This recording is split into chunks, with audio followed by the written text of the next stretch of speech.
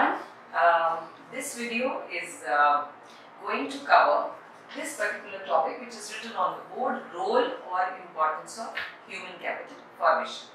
I am Radha from Gyansthan. So this chapter is taken from NCERT, class 12, Indian Economy. Alright, so let's begin. In my handouts, students, this is question number 6. So this question is although very general, I don't think so one should refer to the notes to know what is the importance of human capital formation.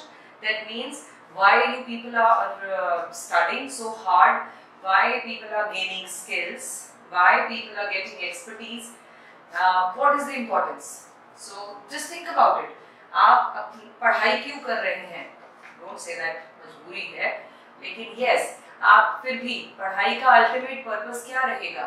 To get a better life, better income, standard of living. अब जब आपका standard of living बढ़ेगा तो country का भी growth हो जाएगा. सो इस तरह के सारे पॉइंट्स आपने अपने माइंड में लाने हैं और उन्हें प्रॉपर्ली एक्सप्लेन करना इज वेरी वेरी इंपॉर्टेंट. बहुत बार क्या होता है, माइंड में पॉइंट तो आ जाता है लेकिन एक्सप्लेनेशन उतनी रेलेवेंट हम नहीं दे पाते जो उस पॉइंट की डिमांड होती है. So you have to be very very careful doing that. Okay, so let's begin with the first one. सबसे पहला जो पॉइंट हमारे पास यहाँ पर है उसका नाम क्या है? Effective use of physical capital. That is effective use of physical capital. हमने अपने सबसे पहले वीडियो में ये कवर किया था कि फिजिकल कैपिटल और ह्यूमन कैपिटल में क्या डिफरेंस होता है. And we got to know that physical capital is basically those assets which are helpful for production, okay, but they are not the active member of production, they are the passive member. So it means if in my center this AC is physical capital and I am going to be treated as human capital, right? तो मैं अपने skills, अपनी expertise से, अपनी knowledge से physical capital को और effectively use कर सकती हूँ then a person who is illiterate. I don't think so it is very difficult to digest. So it's effective use of. अगर आप अपने देश के फिजिकल कैपिटल का बेस्ट यूटिलाइजेशन करना चाहते हैं तो जो लोग उनको यूज करने वाले हैं उन्हें एक्सपर्टीज देना, उन्हें स्किल्स देना बहुत ही इंपॉर्टेंट हो जाता है. So let's read from the notes. The growth and productivity of physical capital depends extensively इस पर human capital formation पर. हमारे घर में हम एक फैक्ट्री इमेजिन करते हैं, वहाँ बहुत बड़ी बड़ी मशीन्स पड़ी हैं, कोई जापान से मंगाई गई है, कोई रशिया से मंगाई गई है, ठीक. हम जिस भी बिजनेस में हैं, कोई भी आप इमेजिन कर लीजिए, और हमारे पास बहुत अच्छी अच्छी मशीनरी पड़ी है, लेकिन चलाने के लिए हमारे पास नॉलेज नहीं है. क्या मशीन अपने आप चल के आपको बता देगी कि मेरे से इतना काम करा सकते हैं आप, या मेरे से आप इतनी प्रोडक्शन करा सकते हैं, आप मुझे इस तरह से यूज कर सकते हैं? Of course not. उसे चलाने के लिए हमारे में, हम में जो भी चला रहा है उसमें नॉलेज होना इज वेरी इंपॉर्टेंट. उसका एजुकेटेड होना, उसका लिटरेट होना, उसका स्किलफुल होना is going to be important. Did you understand that? Okay, first bullet point. The physical capital can be created only by means of hard and intelligent work of human being in the economy. Okay, so what do we mean by this? अब physical capital कैसे बनेगा? जो intelligent लोग होंगे वो ही उसको बना रहे हैं. Hence human skill and their effort helps in effective use. मतलब इस एसेट को बनाने के लिए भी ह्यूमन स्किल्स की जरूरत है और चलाने के लिए अच्छे से. एक तो ऐसे ही चला दिया किसी ने, एक होता है इफेक्टिवली यूज करना. उसको चलाने के लिए भी ह्यूमन कैपिटल का जरूरत पड़ने वाली है. Got it? Let's move to the second point. Second point listed here is higher productivity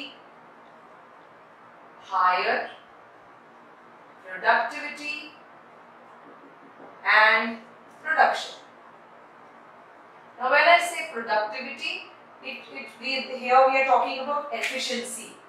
हम पहले भी पूरे चैप्टर में बात कर चुके हैं कि एक लिटरेट पर्सन की efficiency is more than that of illiterate. So what does this mean? एक लिटरेट पर्सन के हाथ में अगर हम अपने एसेट्स को दें, अपने रिसोर्सेज को, तभी तो आपके पेरेंट्स क्या चाहते हैं, आप अच्छे से पढ़ के आए. उनकी जो भी एजुकेशन थी, उन्होंने जहाँ तक पहुँच सकते थे उसके हिसाब से बिजनेस को उस लेवल पर ले आए. लेकिन नाउ ही और शी रियली वांट्स, आपके पेरेंट्स दे वांट्स कि आप क्या करें, उसे उस लेवल से उठाकर और ऊपर ले जाएं अपनी नॉलेज और अपने एजुकेशन से। So that is why they are giving you the best education. क्यों?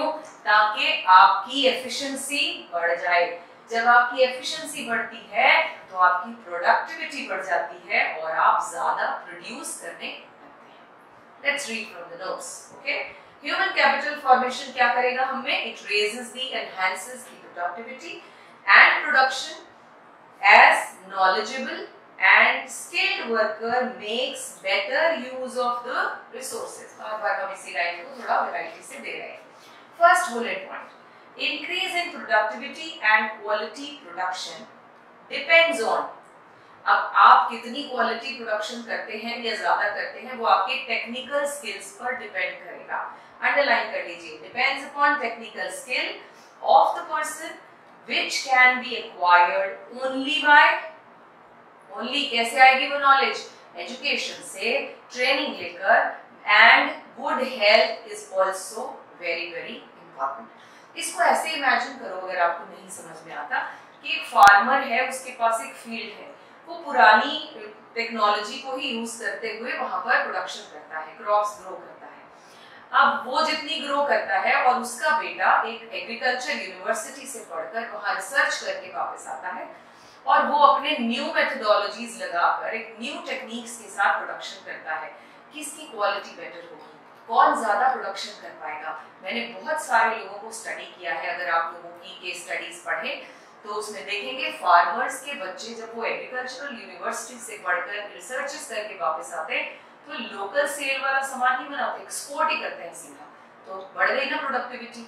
उसी पीस ऑफ लैंड से जिस पर फार्मर अपनी सबसिस्टेंस के लिए भी नहीं कर पाता था, now the son, because he's got good knowledge, good education, good researches, he is already done it, तो उससे क्या हुआ? उसने अपने स्टैंडर्ड ऑफ लिविंग को बढ़ाया, उसने डोमेस्टिक ही सेल नहीं किया, एक्सपोर्ट तक करने लगा। That is what we are trying to explain।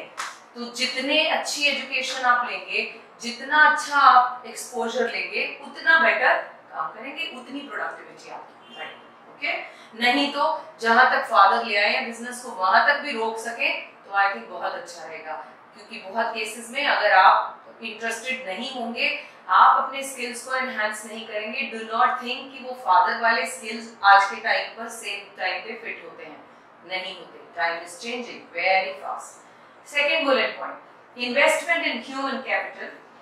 Investment, जो पैसा लग रहा है आपकी पढ़ाई में, in acquiring skills and also knowledge relating to management of resources. आप क्या सीख रहे हो? रिसोर्स कैसे मैनेज करेंगे, टेक्नोलॉजी, प्रोडक्शन, ये सारा पैसा ह्यूमन कैपिटल फॉर्मेशन इन्वेस्टमेंट में हेल्प कर रहा है।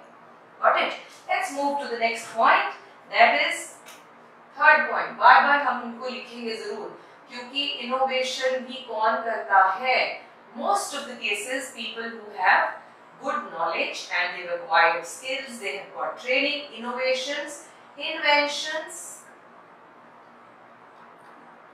and technological improvement। अब देखिए, इस लॉकडाउन ने हम लोगों को कितनी टेक्नोलॉजिकल इम्प्रूवमेंट तो सिखा ही दी। बुजुर्ग लोग भी या हमारे पेरेंट्स लोग भी जो पहले इससे दूर रह रहे थे, बोलते थे एडिक्टेड हो जाएंगे, ये हो जाएगा, they have also they are able to learn the technology very well।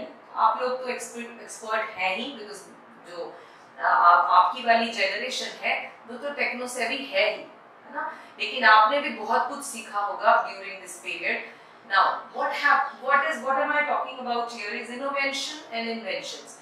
जितनी इन्वेंशंस होती हैं वो कहाँ होती हैं? रिसर्च सेंटर्स में। कौन कर रहा होता है? इलिटरेट लोग, ऑफ कोर्स नॉट। पीएचडीज हैं, रिसर्चर्स हैं, राइट? सो ये सब रिसर्च कर रहे हैं। बस इससे कहना चाह रहे हैं कि अगर हमारे ह्यूमन कैपिटल फॉर्मेशन अच्छा होगा, देश का हम बात कर रहे हैं, अगर हमारी कंट्री में देखिए ना, एजुकेशन सिस्टम में इतना बड़ा चेंज इसीलिए लाया गया और इसलिए बोला गया कि let child be in their own stream, जिसमें उसका इंटरेस्ट है, क्योंकि अगर वो उसी लाइन में अपने आप को आगे बढ़ाएगा तो वो और अच्छी इन्वेंशंस करेगा। So let's read here, Human capital formation stimulates innovation and creates ability to absorb new technology.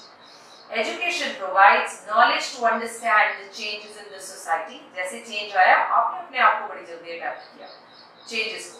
And scientific advancements which facilitates innovations and inventions. Similarly, the availability of educated labor force. अगर हमारे पास educated labor force यानी काम करने वाले लोग पढ़े लिखे हैं, तो क्या होगा? तो वो नई टेक्नोलॉजी को इतनी जल्दी से समझ जाएंगे और फिर प्रॉब्लम नहीं होगा. जैसे हमारी थी फिजिकल क्लासेस बंद हुई तो we were literate, we knew that how to use this technology and we were able to solve this problem. कि क्या करेंगे? कोई बात नहीं, फिर हम ऑनलाइन पढ़ा देंगे. So it means it is not going to be a problem with those people who know how to innovate, who know how to use the new technology. All right, चलिए आगे की तरफ. नेक्स्ट हेडिंग है modernisation of aptitude. ये कुछ qualitative ही है.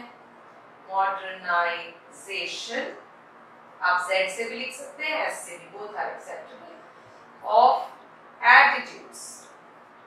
It means जितने भी सोसाइटी में किसी भी तरह की कोई, जैसे हम पहले कहते थे, पहले सती प्रथा और girls will not go to school वाली जो कंडीशंस थी, अब उससे हम बहुत हद तक उठ चुके हैं. क्यों? बिकॉज अब जो पेरेंट्स हैं they are educated. They know the value that why it is important to give education to, no matter it's a boy or a girl, it's important for both. So ये क्यों कैसे आया ये change? क्योंकि education ने हमें ये बताया और समझाया कि सोसाइटी में जितने चेंजेस आ रहे हैं वो हम बड़ी जल्दी अडेप्ट कर लेते हैं. जो लोग पढ़े लिखे होते हैं वो समझते हैं कि ये सोसाइटी की इस टाइम डिमांड है. पहले गर्ल्स को अपने शहर से, पहले तो स्कूल ही नहीं भेजा जाता था, वो इम्प्रूव हो गया. फिर अपने शहर से बाहर पढ़ने के लिए नहीं भेजा जाता था, लेकिन अब वो भी इम्प्रूव हो गया. सो दैट मींस टाइम के साथ मॉडर्नाइजेशन, यहाँ सोच में भी चेंजेस आने शुरू हो रहे हैं. सिर्फ टेक्नोलॉजी एडॉप्टेशन नहीं, सोसाइटी में होने वाली जो चेंजेस हैं उनकी एडॉप्टेशन को भी मॉडर्नाइजेशन में डाला जाता है. राइट, चलिए. The knowledgeable skill and physical fit people are powerful instrument of society. याद रखिएगा, पढ़े लिखे लोग और हेल्दी लोग एसेट्स होते हैं देश के. Okay, economic development of the country depends on the minds of the people and their changing attitude towards creating a will for development. Second, investment in human capital helps in changing mental outlook and promotes development of the economy. वही बात हम कर रहे हैं जो मैंने आपको समझाया. Next point आएगा increase in life expectancy. Increase in life expectancy. याद है, at the time of independence it used to be 32.1 or we used to say 33, but now it has enhanced to 68.1. ये कैसे बढ़ गई? ये कैसे बढ़ गई? Yes, हमारे पास टेक्निक्स, जो मेडिकल हेल्प है वो भी एक्सपैंड हुई, नो डाउट अबाउट इट, लेकिन लोगों की समझ टुवर्ड्स हेल्थ इज इंक्रीज्ड. आप अभी देखिए फिटनेस के लिए लोग क्या क्या नहीं कर रहे, लेकिन पहले वाला टाइम ऐसा नहीं था कि फिटनेस के लिए, जिमिंग के लिए, स्विमिंग के लिए, एक्टिविटीज के लिए लोग पैसे लगाते थे. बिल्कुल भी नहीं. घर में ही जो काम करते थे उसी को ही they used to feel that ये फिजिकल एक्टिविटीज हो गई. सो लेकिन अब नहीं होता. तो everybody is aware about good health. So that means what is it? उसकी वजह से लोगों की लाइफ एक्सपेक्टेंसी भी बढ़ रही है. Okay, so formation of human capital raises life expectancy of the people. Health facilities बढ़े हैं and availability of nutritive food enable people to live a healthy and a long life. This in turn adds to the quality of life. Of course, when people are healthy, it is better quality of life. Then second last point comes here is improves quality of life. उसी से फिर हमने आगे बना दिया improves quality of life, right? So it enhances quality of life when you live a good life. अच्छी salary है, अच्छी हेल्थ है, तो आपकी लाइफ भी अच्छी है जी. Quality of population depends upon level of education, health of a person and skills formation. किस पर डिपेंड करता है? एजुकेशन, हेल्थ, स्किल्स आपके पास कितने हैं. Human capital formation not only makes people productive and creative, but also transform the lives of the people. People start living and enjoying higher income and more satisfying life. तो आप इससे connect कीजिए, जब आप पढ़े लिखे अच्छे होंगे, आपकी जॉब्स अच्छी होंगी, आपको सैलरीज अच्छी मिलेंगी, आप अपना हेल्थ टेक केयर करेंगे, quality of life is going to be better. Control of population. Control on population. Population growth भी आप लिख सकते हैं. मतलब जो एजुकेटेड लोग होते हैं उनके बच्चे बहुत ज्यादा तो पैदा नहीं करना चाहते. Why? Because they know that कि रिसोर्सेज जो है वो तो लिमिटेड है हमारे घर में भी, और वो ज्यादा बच्चों में डिवाइड करने का मतलब है कि हर एक को अच्छी एजुकेशन नहीं दे पाएंगे. So they understand this, that the time, the demand of this hour is to control the population, right? So that जितने भी लोग हों उन्हें क्वालिटी ऑफ लाइफ मिले. Understand? So ये भी आपके it has been observed that educated people will have smaller families as compared to illiterate families. So spread of education is necessary to control the population growth rate. So this was the question and these were the headings: role or importance of human capital formation. Theory के जितने भी questions हैं उन्हें learn करने का best तरीका क्या है? सबसे पहले हेडिंग्स तो आपके माइंड में होनी ही चाहिए. उसमें भी क्या लिखना है? बहुत सारे बच्चे क्या गलती करते हैं, छोटे बच्चों की तरह करते हैं. लिखेंगे effective use of physical capital, फिर नीचे लिखेंगे human capital uses the physical capital effectively. Will you get marks for this time? Of course not. So you need to have variety in your language. अगर आपका language command अच्छा है तो आप keywords उठाइए और उन्हें फिट कर दिया करें. लेकिन अगर नहीं है, it's a warning. You must learn the answer there. क्योंकि जब आप अपनी चलाने की कोशिश करेंगे तो आप श्योरली इंपॉर्टेंट वर्ड्स और पॉइंट्स को भूल जाएंगे. हमेशा थ्योरी को याद करने का बेस्ट मेथड पैराग्राफ में कुछ हाइलाइटेड वर्ड्स जो इंपॉर्टेंट लगते हैं, जिन्हें हम कीवर्ड्स बोलते हैं, उन्हें उठा लिया करें. जब आप उन्हें उठाएंगे तो उन्हीं को ही आप अपनी सेंटेंसेस में फिट कर दिया करें. Alright, bye bye, take care.